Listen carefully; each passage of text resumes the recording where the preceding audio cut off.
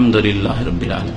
তারাবি সম্পর্কে প্রশ্ন করেছেন, দুটি প্রশ্ন। একটি হচ্ছে যে তারাবির সালাত কত রাকাত।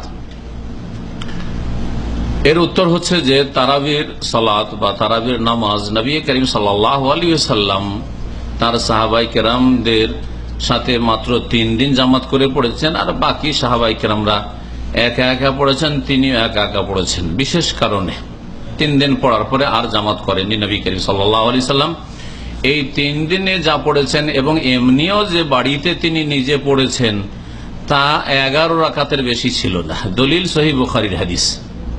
মা আয়েশা রাদিয়াল্লাহু তাআলা আনহা তার স্ত্রী বাড়ির খবর সবচেয়ে বেশি জানেন। তিনি বলছেন, মা কানা ইয়াজিদু ফি রমাদান ওয়ালা ফি গায়রিহি আলা 11 রাকাত। নবী করিম সাল্লাল্লাহু আলাইহি ওয়াসাল্লাম রমজানে হোক অথবা অন্য কোন মাসে হোক 11 রাকাতের বেশি কখনো তিনি পড়েননি। কিন্তু 11 রাকাতের কোয়ালিটি অনেক সুন্দর ছিল। আজকালকার 11-র মতো নয়, আর আজকালকার 20-এর মতো নয়। 11 রাকাত নামাজ এত লম্বা পড়তেন যে মা আয়েশা বলছেন, ইউসাল্লি আরবান ফালা তাসাল আন হুসনিহিন্না ওয়া তুলিহিন্না। প্রথম 4 রাকাত পড়তেন, এত লম্বা পড়তেন যে তুমি জিজ্ঞাসাই করিও না যে কত লম্বা হইতো আর কত সুন্দর হইতো। ফালা তাসাল আন হুসনিহিন্না ওয়া তুলিহিন্না, কত যে সুন্দর আর কত যে দীর্ঘ লম্বা তুমি প্রশ্নই করিও না। আমরা বলি না এই ভঙ্গিমাতে, আর এই ব্যাপারে জিজ্ঞাসাই করিও যে কত যে সুন্দর হয় এইরকম। তারপর সুম্মাইসাল্লি আরবান ফালা তাসাল হুসনিহিন্না ওয়া তুলিহিন্না, তারপর আর 4 পড়তেন এত সুন্দর যে তুমি জিজ্ঞাসাই করিও না। তারপরে 3 রাকাত পড়তেন, বেতর 2 রাকাত পড়ে সালাম ফিরে 1 রাকাত, অথবা 3 রাকাত একসাথে মাঝখানে মাগরিবের মতো করে নয়। নবী করিম সাল্লাল্লাহু আলাইহি ওয়াসাল্লাম এই 8-3-11 রাকাত পড়তেন। আমলগত যদি সুন্নাত দেখেন তো নবী সাল্লাল্লাহু আলাইহি ওয়াসাল্লাম 11 রাকাত পড়তেন। সংখ্যার দিক থেকে যদি সুন্নাত হয়, আমলগত সংখ্যাগত সুন্নাত যদি হয় তো নবীর নামাজ কত ছিল? 11 রাকাত ছিল। ওমর রাদিয়াল্লাহু তাআলা আনহু থেকে সহিহ সনদে যেটি প্রমাণিত মুওয়াত্তা মালিকে, সেটাও তামিম দারিকে উবাই ইবনে কাবকে 11 পড়ার বারই নির্দেশ দিয়েছিলেন। এটা হচ্ছে সহিহ সনদে। এই হচ্ছে নবী করিম সাল্লাল্লাহু আলাইহি ওয়াসাল্লামের আমল। কোয়ালিটির দিক থেকে যদি ধরা হয় তো অনেক সুন্দর নামাজ ছিল। রাতের অধিকাংশ সময় লাগিয়ে দিতেন তাতে। নবী করিম সাল্লাল্লাহু আলাইহি ওয়াসাল্লাম তারাবি পড়ায়। রমজান মাসের তারাবি আর অন্য মাসের তাহাজ্জুদ একই নামাজ, 2 নামাজ না। এখানে আরেকটি মাসলা জানেন, আমাদের দেশের লোকেরা বলে যে তাহাজ্জুদ আলাদা তারাবি আলাদা। এরও কোনো দলিল নেই, ভুল কথা এটি।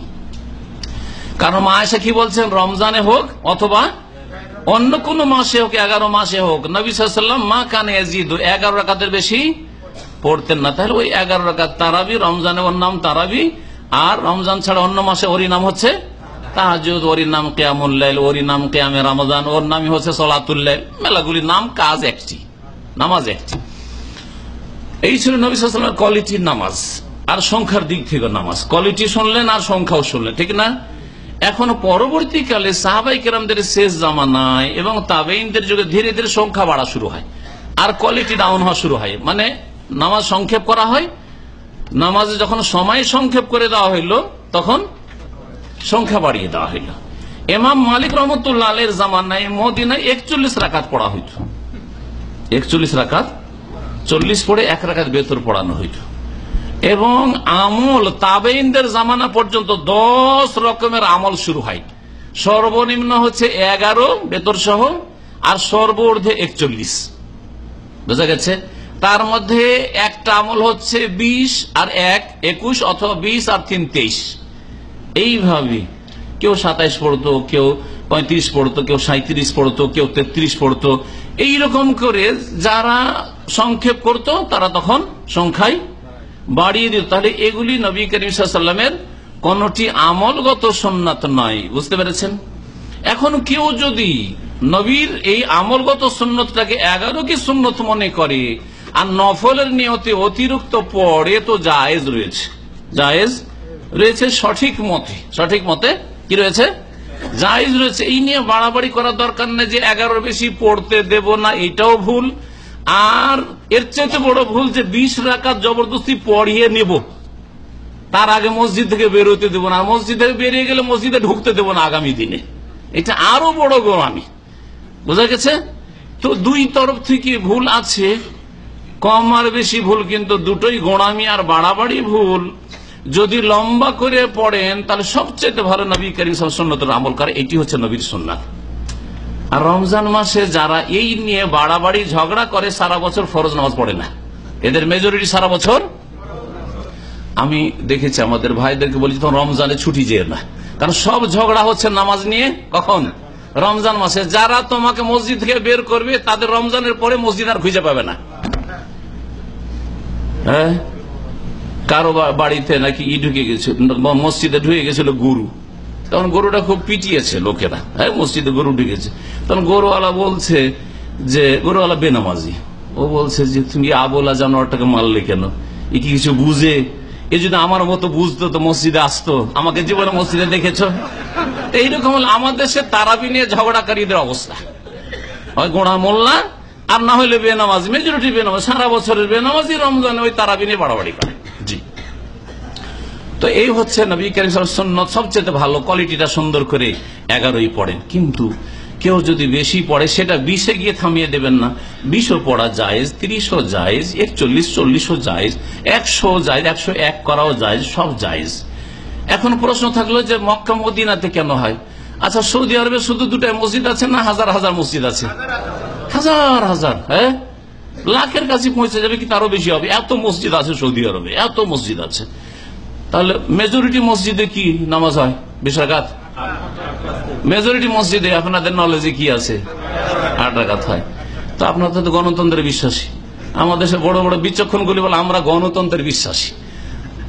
ধর্ম সম্পর্কিত বলা বলবে যে না না, ওইসব জানি না আমরা, ধর্ম করা মৌলবাদীদের কাজ, কিন্তু সব গণতন্ত্রের বিশ্বাস। গণতন্ত্রে যদি বিশ্বাসী হন তাহলে মেজরিটি বললে যে ভাই অধিকাংশ সবগুলি মসজিদে 8 রাকাত হচ্ছে, তাহলে আবার বাড়াবাড়ি কেন?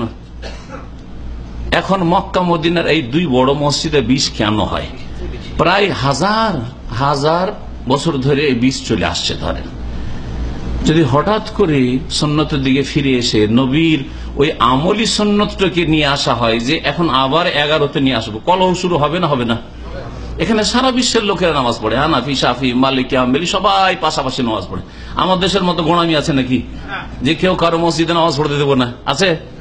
কেউ যদি 8 রাকাত পড়ে বেরিয়ে যায় তো কোনদিন দেখেছেন যে কেউ জিজ্ঞেস এই কেন বের হয়েছ? আর কেউ যদি বেশি পড়ে তো কেন বেশি পড়ছে এরকম কোনদিন দেখেছেন? কোন ঝগড়া দেখেছেন আরব দেশে? কেউ পায়ে পা মিলিয়ে দেশে যেন ঝগড়া শুরু করে দিল? হ্যাঁ, কিন্তু আমাদের দেশে ঝগড়া শুরু হয় কি হয় না? হ্যাঁ, তাহলে আমাদের দেশে গোড়ামিটা বেশি আছে, এখানে গোড়ামি নেই। সারা বিশ্বের আন্তর্জাতিক মসজিদ, আর সবারই মন জয় করা দরকার। আর নাজায়েজ কাজ দিয়ে মন জয় করা নয়, জায়েজ কাজ দিয়ে। 11 সুন্নাত আর বাকি 20 জায়েজ, 30 জায়েজ। 1000 বছর ধরে 20 চলে আসছে, এককালে শুরু হয়ে গেছে, হয়ে গেছে তো হচ্ছে হচ্ছে হচ্ছে এইভাবে হচ্ছে। আসলে এটা নবীর সুন্নত মনে করা হয় না।